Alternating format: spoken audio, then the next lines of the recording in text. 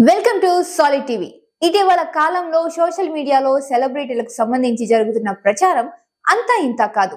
బ్రతికిన వాళ్లను చంపేయడం, లేనిపోని ఎఫ్ఐఆర్లు అంటగట్టి వారి పరుగులు బజారున వేయడం మనం చూస్తూనే ఉన్నాం. అయితే మా సినిమాలకు కేర్ ఆఫ్ అడ్రస్ గా మారిన వివి వినాయక్ అనారోగ్యం గురించి ఇటీవల కాలంలో అనేక ప్రచారాలు జోరుగా సాగుతున్నాయి.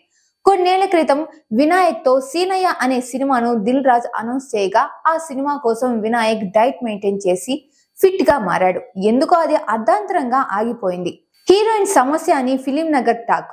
ఇక సీనయ్య కోసం వినాయకులు పూర్తిగా మారగా ఆ సమయంలో అతని ఆరోగ్యం గురించి అనేక ప్రచారాలు సాగాయి.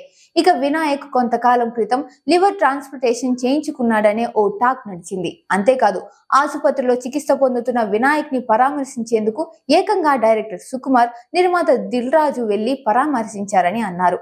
ఆ సమయంలో జరిగిన తప్పుడు ప్రచారంపై డైరెక్టర్ వివి వినాయక్ స్పందిస్తూ అవన్నీ ఫేక్ రూమర్స్ అని కొట్టిపారేశారు.